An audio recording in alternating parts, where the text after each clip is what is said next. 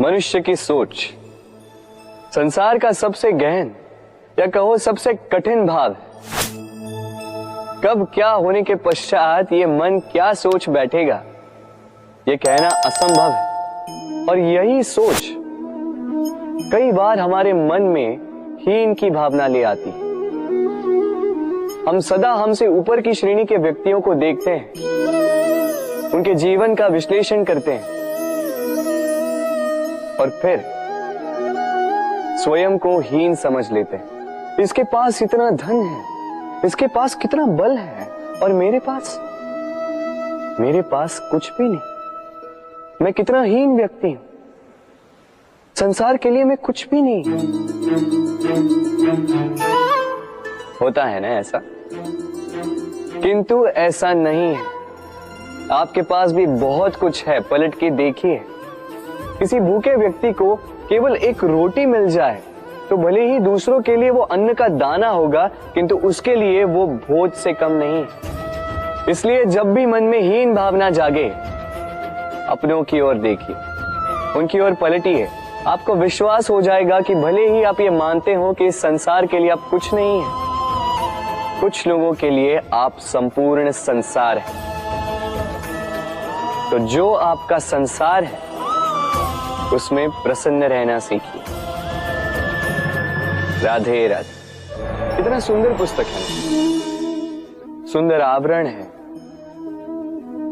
सजाए हुए पृष्ठ है।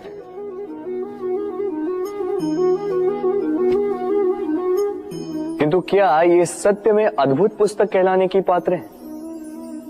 क्या इसमें जो लिखा है वो सत्य है, प्रेरणादायी है, हमारे लिए मूल्यवान है? कैसे निश्चय लिया जाए इस बात का? अब आप सोचेंगे कि सीधी सी बात है, आवरण को देख के पुस्तक की गुणवत्ता कैसे जानी जा सकती? इसके लिए तो आपको उसे पढ़ना होगा, उसे समझना होगा, समय देना होगा, है ना? बिल्कुल उचित सोच रहे हैं आप। बस आश्चर्य की बात यह है कि पुस्तक के विषय में आप ये सारी बातें जानते हैं, किंतु किसी व्यक्ति के विषय में आप ये सारी बातें मन में नहीं लाते। व्यक्ति का मूल्यांकन भी उसके वस्त्रों से, उसके शारीरिक रूप से या उसकी सुंदरता से नहीं किया जा सकता। उसके लिए आपको उस व्यक्ति को पढ़ना होगा, उसे समझना होगा, उसे समय देना होगा। पर हम क्या करते हैं?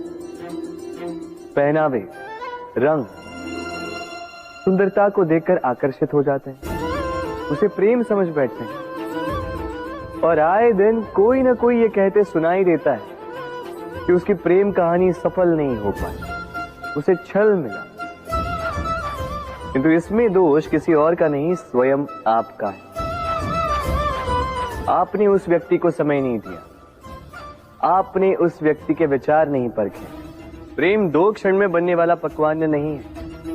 इसका स्वाद चखने के लिए आपको जीवन भर का समय देना पड़ेगा। तो समय दीजिए, एक दूसरे के रूप से नहीं, आत्मा से जुड़ी। निश्चित ही मन प्रसन्नता से कह उठेगा, राधे राधे। भूल और मनुष्य, इन दोनों का संबंध कुछ वैसा है जैसा पंख और चिड़िया का, जैसा धारा और नदिया का। यदि भूल मनुष्य के स्वभाव का इतना महत्वपूर्ण अंग है तो आप सोचिए, इस पर लज्जा क्यों?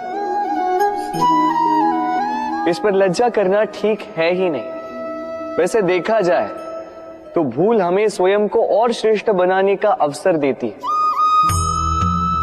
पहले से अच्छा प्रदर्शन करने की प्रेरणा देती है। अब कदाचित आप में से कुछ इस बात से सहमत नहीं हो, क्योंकि बहुतों की दृष्टि में भूल दोष को जन्म देती है, दोष अपराध को, और अपराध के लिए क्षमा नहीं, दंड मिलना चाहिए। किंतु क्या आपने कभी सोचा है कि ऐसा क्यों होता है? क्या कारण है इसका? इसका कारण है भूल स्वीकार करने से बचना। यदि आप कोई भूल करोगे और उसे स्वीकारोगे नहीं तो वो भूल दोष में बदल जाएगी और वो दोष अपराध। तो साहस रखिए, अपनी भूल को स्वीकार करना अपनी भूल को सुधारने की दिशा में सबसे पहला कदम होता है। और स्मरण रखिएगा, यदि कुछ अपराध है तो वो है समय पे अपनी भूल ना स्वीकार। राधे।